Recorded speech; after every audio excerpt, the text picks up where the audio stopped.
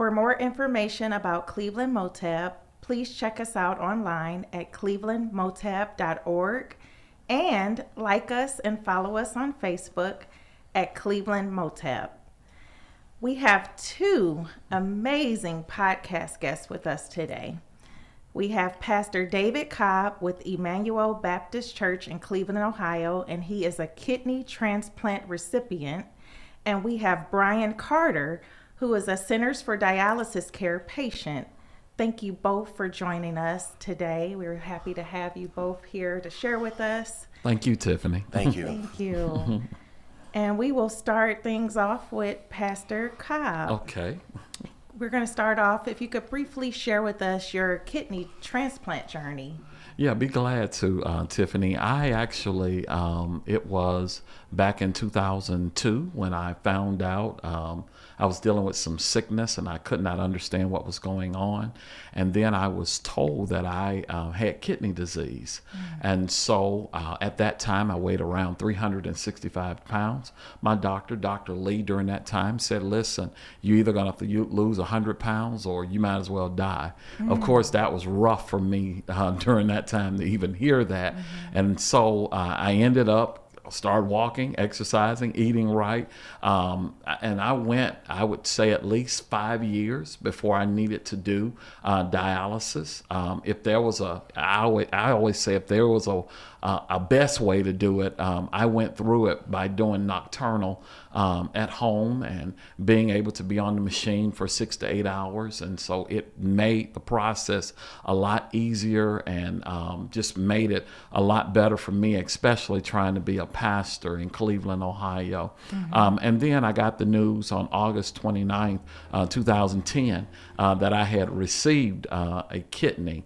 And ever since then, I have been doing very well, and I have been, and I've just really taken life as far as enjoying myself more intentional, and so that's what I try to do. So I make sure now I don't say, well, one of these days I'm going to go on vacation, but now I go because I understand when you're tied to a machine, it sometimes limits the things that you can do. And so I just praise God and enjoy life now. Absolutely. And you look good too. Oh, thank you. Thank you. And as far as COVID-19 having a kidney transplant, how has COVID-19 impacted you personally? Well, personally, it was being a pastor. It was so unusual for me to be in church and nobody's there but the essential team. So that was very rough for me. And then not being around the members, having to visitations online and those type, or on the phone, and not really having the physical contact. And so I would say around the pastorate, yes, it was very different and very unusual for me, but we made it through it. Also, like I said, the travel, and then having pretty much to go to work and come back, that was pretty much the life, especially during COVID. And as we have gone along, making sure I've gotten my shots and making sure that I've gotten vaccinated and pushing vaccination has been one of the, for me, a personal thing, because I understand being one with immunocompromised system, that I really needed to make sure that I did what I needed to do because I love myself. Absolutely, and staying safe. And so did the church have to close down and you did things online for a while? Yes, we did. We did that. I'm going to say maybe about a year and a half. Okay. Now we still had drive-in worship once a month for communion, and so people love that, getting out of their car, being able to see people. So that was very, very fun, and we developed some new habits, some good habits, I would say, for our church, and we found out some of the things that we thought maybe we could not do, we can do if we go ahead and try, and then beginning to open ourselves up to technology, and so that has been a positive. Now the issue is getting everybody back Right. because now they've gotten comfortable with technology. That's right. Did you find it hard to protect yourself from, family and church members before it closed or when it opened back up, as far as not contracting COVID, just protecting yourself and people just getting ill maybe around you? Was that hard? No, because I think the church understood my journey. My church was with there, and I praise God they were with me during my journey. And so the last thing anybody wanted was for me to get to be infected with COVID-19. And so they were very protective, wiping things down, making sure that that's why the church, nobody was really there. And then even when people started to come, most of them were asked to leave. We really didn't have I didn't have personally any kind of interaction with the people. I pretty much ministered, and then I went to my office. And then during the week, people weren't really coming into my office. They may come to the secretary's office, drop off what they need to do. So I was kind of secluded from the membership, other than, hey, pastor, through the door or something like that. Yes. But for the most part, it was a very safe environment. That's good. That's good. You kind of answered. I was the being immunocompromised as a kidney transplant recipient, the importance of our community being vaccinated. Did you have to have discussion personally with family or members of the congregation if they weren't vaccinated? Non-vaccinated, maybe people coming around you or anything like that? Well, we had what we call COVID breaks at our church, and that was a time where we would intentionally give out information about COVID so the people could understand. We were blessed to have doctors who are a part of our church and members of our church who were part of the CDC. And so they would come in. We would have a COVID break during the worship service where we would lay out certain things, and then we would also send videos and send different messages out to the people. We wanted to put it in front of everybody, the importance of getting vaccinated, wearing your mask, and just the whole promotional materials and those type of things. And we just wanted to make sure that the people knew that the church was here for them. So for our saints who may not be able to get on email or wasn't on any other social media, we mailed stuff to them, the same information, wanted to make sure that they heard from us. We had ministers and deacons calling them and giving them the same information, asking them the tough questions. Have you gotten vaccinated? Do you need a ride? Do you need food? Do you need hand sanitizer? Do you need wipes? All of those type of things, because we wanted to be very intentional, and then it helped because my members began to see other family members getting sick and dying, unfortunately. And so we didn't have to, really, what I would say, beg people, but what they wanted to know how can I get my shots? What can we do? How can the church help? And so we wanted to be there for them. Thank you. You were definitely an advocate. And did you do anything further than the church in the community with advocating for vaccinations? Absolutely. I worked along with the Cleveland Clergy Alliance, also with the Greater Cleveland Congregations, and also United Pastors in Mission, making sure that people got rides to the hospital, people got rides to the areas where they could go and get their shots, or when they needed to get tested. So our vans were moving all throughout that time. Also, my church a couple of times was a site so that the community could come in. We also had forums. We had forums that were live, and also forums that were online as well, that people could join in. They could talk about it. They could listen. And even dealing with the whole issue of being secluded the people who I'm talking about at home. And so that was very, very important. And we also had just a time of sharing and praying.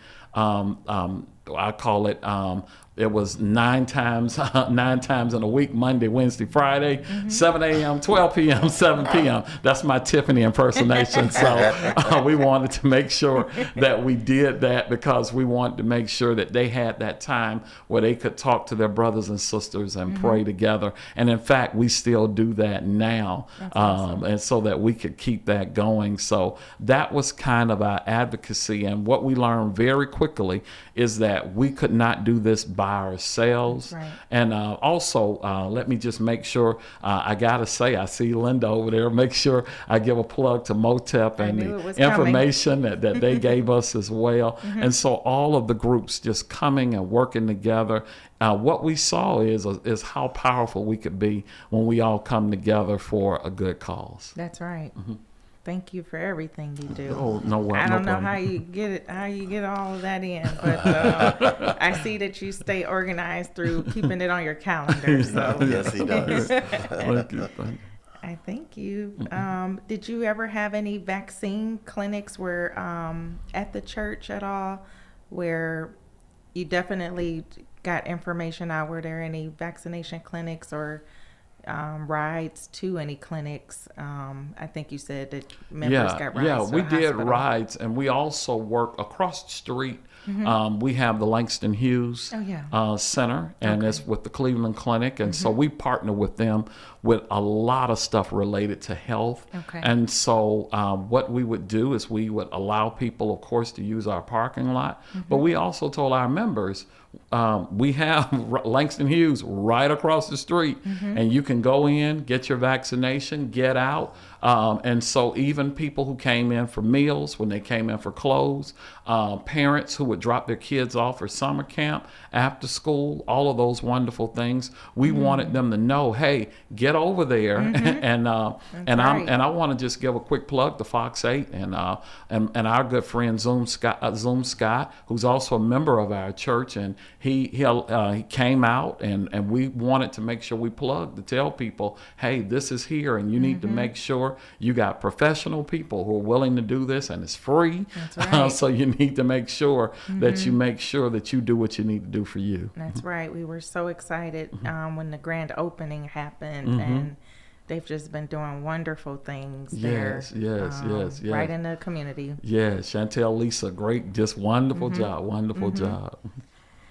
Well, any wrap-up final thoughts that you may want to share with someone that's that has a kidney transplant like yourself, and as we're still in COVID-19, because it is still here. Yes, yes, and that's exactly what I was going to say, Tiffany. Is let us not. I know this is it's an inspiration. Okay, so I can say, let us not be weary in well doing. That's right. For we shall reap if we faint not. And so I don't want us to become complacent and feel like we just cannot. That this is all over. But we have to continue. We got to make sure, if it's the second booster or third booster that you need, making sure you do what you need to do, because again, we still have this immunocompromised system, and we got to make sure that we take care of it, and also take care of the organ or eye tissue, whatever it is that God has blessed us to have, and make sure that we do what we need to do. Someone sacrificed their life in doing this, and what I mean by that we took a part of someone who had died or maybe still living, and they have given this to us. We've got another chance at life, and so we don't want to waste it because we were lazy or complacent about making sure that we got our shots. That's right. I couldn't sum it up any better. And then now we have the opportunity to speak with Brian. Brian, if you could share with us your journey as a dialysis patient and how day to day that is for you, week to Sure, week. I'll be more than happy to, Tiffany.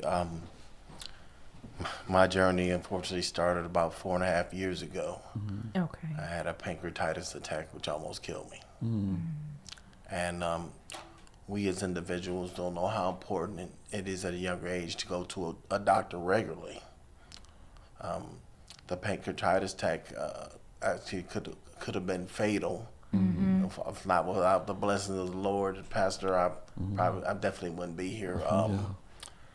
I had a pancreatitis attack, which killed me, put me on operating table, and so up to a 10-day coma, which they had read me my last rites, but I came out of it. Thank the Lord, I came God out of bless it. you. Yes. Rehabilitation, and with knowing that I will have to start dialysis and also try to get a kidney transplant was implemented. 6.5 months at Cleveland Clinic, learning how to walk and talk again. That's not mentioning the 1 and 2 week stays, catching pneumonia twice, removal of gallbladder. Oh, wow. But I didn't give up. Okay, You still here? the man upstairs gave me Yeah. another chance, You sure did. and I won't let him down. Yes. We have to dig down deep inside and implore ourselves to do what we're supposed to do. I know there are obstacles, of course, but we have to make sure we try at least to do what we need to do. I do 3-4 hour days Okay. a week, okay, at CDC, and I'm blessed to be there. Yeah. And I did take some adjustments, okay, because I'm going to tell you, I didn't speak to anybody for the first 30 days. Yeah. Yeah. But It's a process. my people needed my help, so I used my employment background, speaking skills, and my heart to help out. And I go with my treatments. The only time I'm not there unless I'm out of town, and I come back and I make my extra day up. Okay. I still study on this to see what I can do to help my people, to help myself. I implore you, if you have family members that do dialysis or kidney issues, even a liver issue, please help them out. Stay on them. They need your motivation, your love, your character. Okay, your fellow people could be a total stranger. Yeah. Yes. Okay, and this is what I try to do, and I do as well. Speak up to them. Is there any way I can help them? You know, if not, you can ask me any questions, even if it's not a dialysis question. And this is how I try to give back, and I'm going to continue. So I am on the transplant list at Cleveland Clinic. It is a challenge, Yes. but you know, I'm human. Yes. I go, you know, I have my moments, and I take a deep breath, and I gather myself and continue on. So, Wow. please. Absolutely. Thank you for sharing with us. Yes. I'm about to tear up. I was going to say, I know tiredness and, you know, as far as motivating a dialysis patient, I can't even describe maybe some of the symptoms that you kind of feel when you're going through that. Like, is it tiredness and just... It is trust me, I had to put myself on a schedule, Okay. mentally and physically, Okay. because, like I said, I think you're tired. Okay, you will experience neuropathy. You will also maybe sometimes unknowingly experience a drop in blood pressure. So I try to keep pieces of candy with me. Okay. You know, on dialysis days, I don't do much. Okay. Okay, I have respect for it. If you don't, it'll make you have respect. Yep, it will. It will. Correct, Pastor? Yes, I'm a witness. Okay. Like I say, I've been stopped alcohol God bless you. consumption. I've never smoked. I've never did any drugs. And the doctor told me, he said, I'm glad you didn't, because that saved you probably. Yeah. You know, so, but we all, you know, my co-patients and my neighbors, they're human. You know, and I don't beat them up verbally about what they do, but I tell them try to slow down. I was able to help a couple of people, and a couple of neighbors I've lost to it. But I use their passings as good fortunes for my neighbors, you know. And you know, with the COVID starting and things like that, and I'll tell you, there were some people who had some hard time quarantining. And you know, I only came out to either go to the grocery store, Mm-hmm. doctor, or to my treatment. Okay. And I used to get on the elevator, and I used to ask one of the guys, why you on here? Oh, I was bored. I was like, you bored? Mm. And I said, where's your mask? And I go, oh, no. And I had that extra one. I pull it out, put that on. And I said, how you doing? But you need anything? Well, I need a cigarette. I said, I'm not going to help you with that. I said, you eating? So. And I go, what you need? And I said, okay, I tell you what. And about half an hour, come by my door. I'll leave a box out there. That's yours. And he looks at me, goes, mine? I go, yeah. I go, and I'm going to put something with my number. If you need me, you call me. If you feel like you wavering about anything, you talk to me. I don't care if you got to wake me up. And I mean, this guy, we're like this now. Okay. You know, and the things, it's just anything that I can do, I'm going to try to do it because, like I said, everybody's not as fortunate one way or the other, but we're still the same people. That's right. This is why I try to pass things on the best way that I can. Like I say, I don't know everything, but I'll find the answer. You know, and I'll tell you, cell phone is very valuable. Yes, right at our So, fingertips. Wow. Has COVID-19, I'm sure it's had an impact on you, but personally, dealing or avoiding getting sick, how have you been able to get through that safely with your family? One thing I did was when it started, I implored my family members to make sure they get vaccinated, and I stayed on them about it. Okay. Okay. My neighbors was a little bit tougher with some of them, Okay. but you know, I had to tell enough of these rumors, these stories and things like that. And I said, yeah, you could catch it if you even got the shot, but you want to alleviate going into a fatal dimension about it. You know, and I told him, and I said, okay. I said, did you notice some of your neighbors you haven't seen in a while? And it's not during quarantine. I had to take the hard road on some. Okay. But they actually eventually got their first one. Okay. And I do live in public houses, which is CMHA. And they've actually done some very good things. That's right. Starting some workshops and things. And with FAMICO, we have a great tenants association, the LAC there. We've done things. Some things that I helped do was we got the pool table refurbished and things like that to give my neighbors better ideas to stay inside, some things to do. Alcohol is not a reward, you know? Drugs is not a reward. That's right. You know? I've taken a few people to their foot doctor appointments and things like that. And I tell them, mask. I wipe my car down, things like that. Now, you got to help yourself before others will help you as well. You know, I tell them that. But, I sit in the community room on purpose by myself and open my mail, Pastor, and before I could blink, because 7 to 10 people, and they're sitting there with me. You done started and something. there's a conversation, but, I use my presence for a reason, and like I said, I every day I look up and I pray that, I wake up.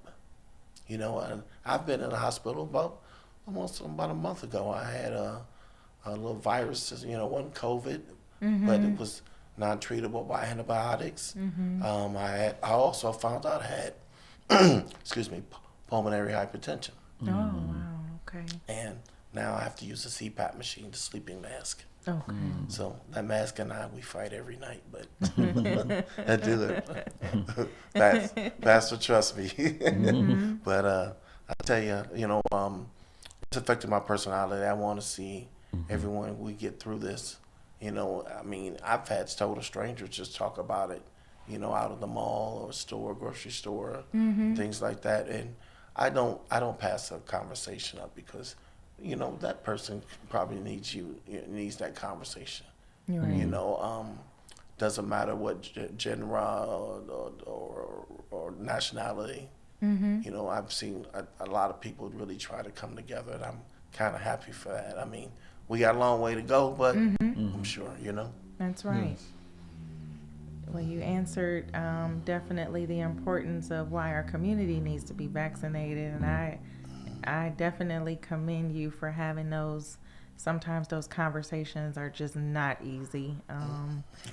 But you're just like me. Elevator, I have my most biggest opportunity in grocery stores. I talk to the person in the line usually, or if I have this shirt on, it's a conversation starter as well. So, um, have you, outside of your, well, I know it's not too safe to go too many places, anything else in the community that you did to advocate for vaccines for COVID-19? Um, Maybe phone calls or. oh, no, well, not really the phone calls. I've really been using the accessories through our building where I stay in through CMHA. Because they've been coming in with we got that people coming in doing dentistry, Okay. dentistry, dropping off extra food, things like that. So I've really been trying to still stay within my circle for now, because like I said, I know that the COVID is still out there in a sense. So and I don't do clubbing and things like that. Even I bowl. That's my You're a exercise. bowler. Yeah, and it's just about to end the league. Thank goodness. Yeah. It was a long season, but even that, we wear a mask there if you wanted to and stuff. But one team sat up, one team sat down. My other team members, 6 feet. And if someone's not feeling good, we check on them and things like that. So, like I said, we did a lot of facilitating, just bring people together and That's still be good. cautious. And I even told a couple people, like, you went to the bar, why? Okay, here's an idea. Get a bottle, stay at home, have your mate sit on opposite side, okay, and then have that conversation. I said, what's the matter? You lonely? He goes, no. I go, save some money and just relax. Hopefully this will be over soon. But I said, I understand. I used to manage some clubs and bars back in the day. And like I told him, I said, I'm definitely retired from it. I said, but you got to dig deep. I said, you got that TV, you got the cable, and watch some movies, have a movie date at home, or things like that, the stuff like that. But, I said, I know you miss it. Some of the people I couldn't talk about not going to these cruises. Everybody wants to run these cruises. But, they, Pastor, they lowered the pricing so much, so some people. But, I guess, people just have to have that outlet. But, I'm going to always reach out until this is over. And, and help my people, help myself. Things, we do that. Like I said, at the dialysis center, we do quite a bit. And we got some other things on deck that we're going to do. That's good. And I appreciate those hard conversations, because with depression and isolation, sometimes we turn to things that are just harmful to our bodies. So, just checking, just even calling and checking on our loved ones, neighbors has been important, because you just don't know who's feeling low, Yeah. But I think your story flowed into my questions. Do you have, and then I would have wrapped up by you saying, what would you tell a dialysis patient that's kind of just weary, struggling, tired? Well, I just seek out your patient representative, your social worker, your dietitian, your hotel representative. Okay, there is someone there for you. Please don't be timid about reaching out. You have to dig down deep, because we want you to survive. We want you to be strong. But if things do happen, but don't give up. No, there's always something there or someone there for you. That's right. And like I said, reach out, find out what your outcome to your treatment. By all means, please. And if there's any reason you miss, try to make it up. Always talk to your doctor, your nurse practitioner. I mean, our dietitians do a wonderful job, and they've gone above and beyond, and I really appreciate them. We just have to really dig deep in our spirit, our faith, our families, trust me, there's always something there, someone there to help you. You're not alone. Okay. Has diet and cooking been rough with balancing that? I share a lot of recipes, Yes. Reno-friendly recipes. Yes. Is options with food prices up that, you do?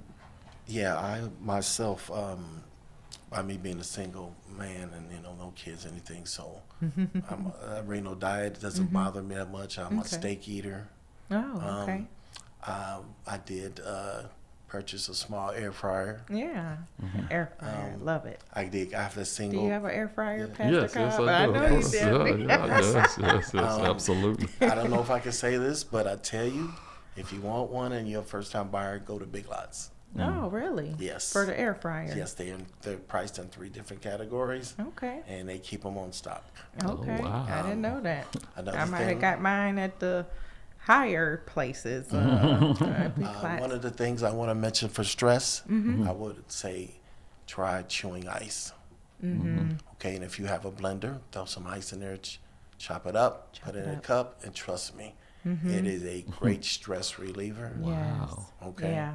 that if you have to drink the Boost or the Nutra system drinks, you can take some ice, put it in a blender, pour that in there, chop up a little fruit, not much, bunch of potassium, chop that up, pour it in there.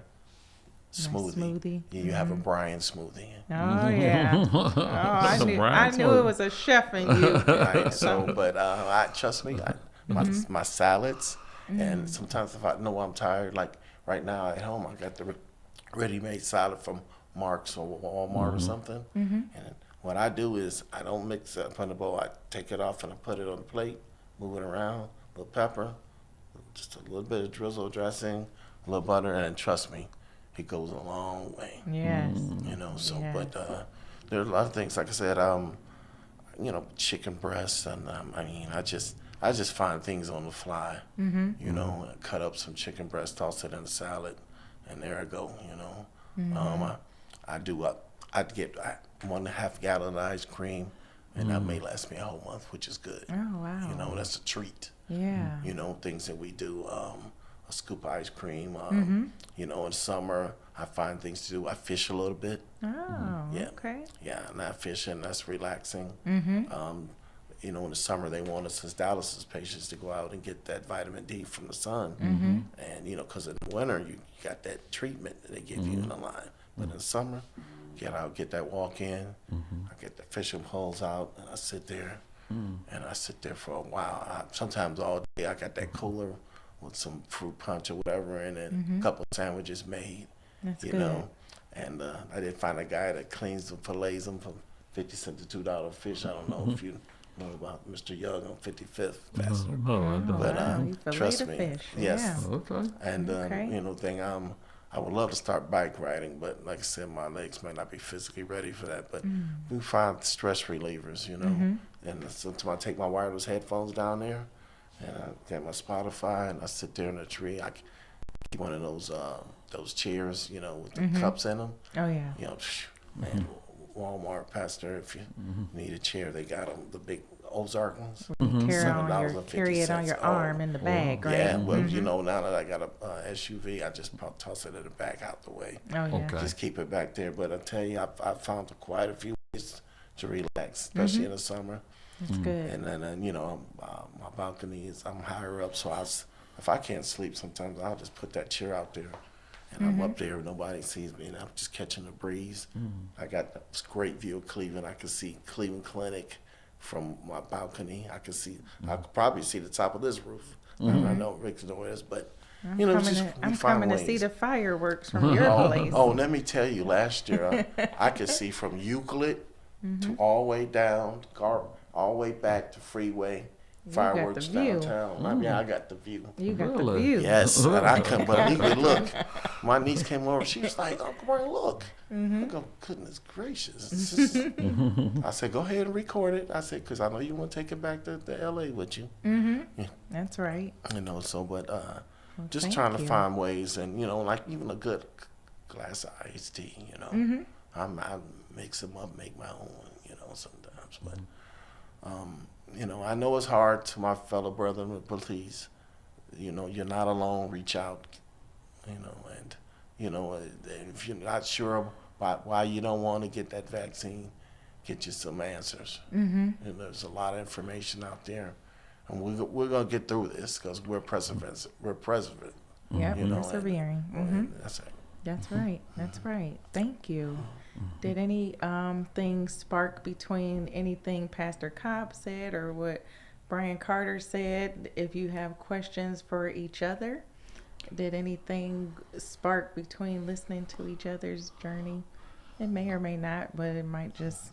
Well, I guess what I heard from Brian, or what I heard from you, Brian, is just you talking about making the best of dialysis. A lot of people don't understand the attitude that you got to have right. unless you've gone through it.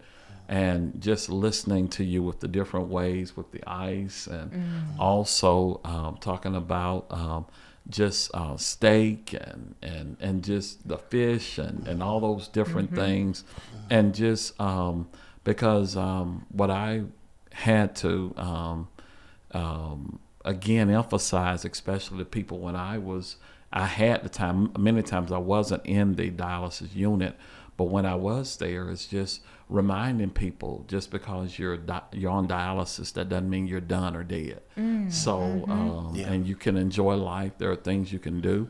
Right. There may be some modification, but you still can enjoy life. I mean, I coached baseball during that time. So, you remember the sun. So I love that because, and Brian know what I'm talking about, because you're out there and it's 90 degrees and you're sweating. So that means you get an extra glass of water. So, whereas you have to limit your water or liquid intake. But when you're sweating out there 2 and 3 days a week, that allows for that extra in there. And so, and it's necessary as well. So yeah, I really appreciate your story and appreciate how you're making the best of what is a real situation, not anything to be,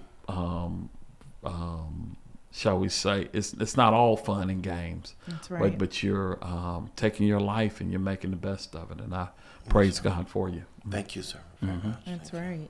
And y'all, and Brian has made us hungry. Is there any type of things that you eat, Pastor Cobb? With you have to watch your diet as well, huh? Is it different from, I'm sure, dialysis a little Oh, bit? yeah, it's very different from dialysis.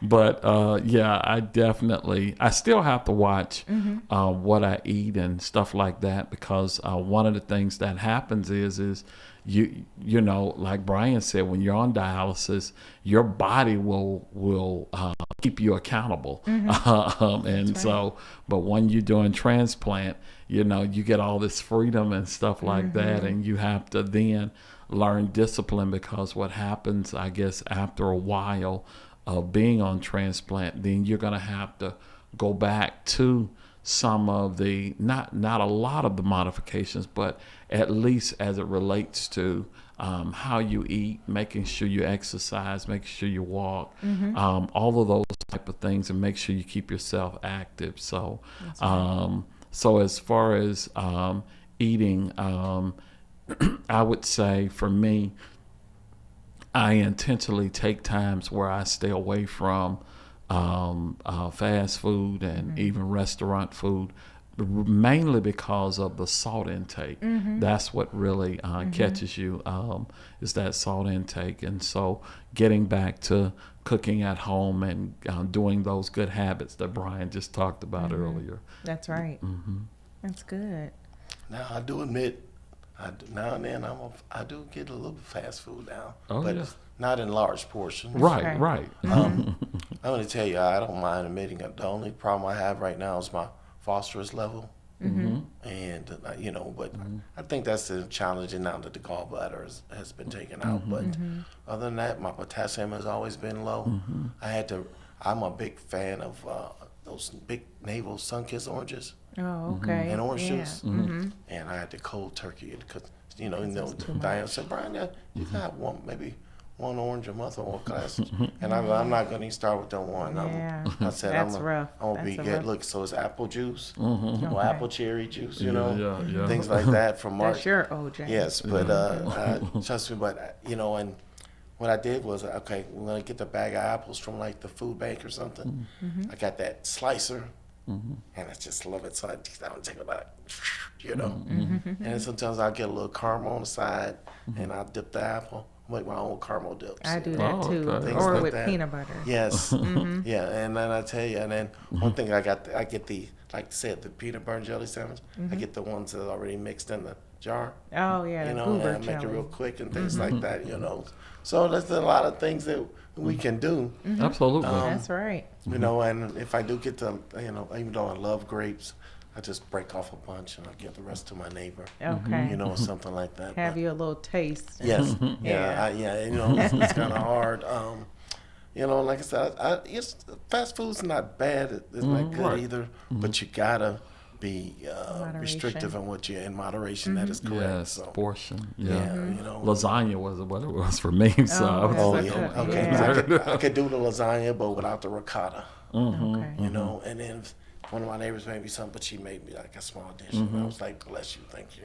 And she goes, "Don't eat it too fast." I said, "This will be gone in 2 days." She was so laughing, you know, Tomatoes. Tomatoes, right. Yeah, Yeah, tomatoes. Yeah. Yeah, like I said, the tomatoes and the whole fashion, I definitely can't tolerate, but I can do Right. ketchup, but I don't do much of it though. You know? Okay. And then with the salt, I don't really do a little sprinkle. I do this with my hand, and that's it. Okay.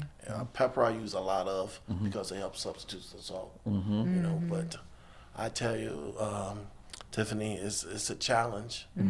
Okay, we're only human. You may make a mistake or two, but it's how you come back from the mistake. Right. That's right. That's right. Well, thank you both so much Absolutely. for Thank you. sharing Thank with you me. for I allowing us told to you be we on. were gonna just this was a conversation, and I appreciate both of you taking time out of your day and schedule to be here to share with us. This will be on Cleveland Motab's Facebook page for everyone to see. And this concludes our Let's Talk About Vaccines podcast. Stay tuned to Cleveland Motab in 2023. Is that the year we're in? For more to come. Thank you. Have a great day. Thank you.